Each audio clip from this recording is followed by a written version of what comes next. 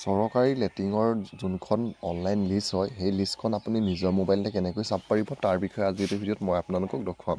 তো SBMৰ লিষ্টখন চাবলৈ হ'লে প্ৰথম আপোনালোকে নিজৰ মোবাইলতে ব্ৰাউজাৰ এটা খুলি চাৰ্চ কৰিব SBM লিষ্ট। তো SBM লিষ্ট বুলি চাৰ্চ কৰাৰ লগে লগে আপোনালোকৰ সন্মুখত এনেদৰে আহি যাব। তো ইয়াত যোনটো প্ৰথম আহিছে স্বচ্ছ ভাৰত মিছন SBM.gov.in, তো ইয়াৰ মেনুতে আপোনালোকে ইয়াতে ক্লিক কৰিব আৰু ইয়াত ক্লিক কৰাৰ লগে লগে পিছৰ পেজটো আপোনালোকৰ সন্মুখত এনেদৰে আহি যাব। তো ইয়াত আপোনালোকে ছেকেণ্ড যোনটো আহিছে ইয়াতে আপোনালোকৰ ভেৰিফিকেশ্যন ৰিপৰ্ট বুলি ইয়াতে আপোনালোকে ক্লিক কৰিব আৰু ইয়াত ক্লিক কৰাৰ লগে লগে পিছৰ পেজটো আপোনালোকৰ সন্মুখত এনেদৰে আহিব। তো ইয়াত প্ৰথম আপোনালোকে নিজৰ যোনখন ষ্টেট হয় ষ্টেটখনৰ নামটো আপোনালোকে ইয়াত চিলেক্ট কৰি ল'ব।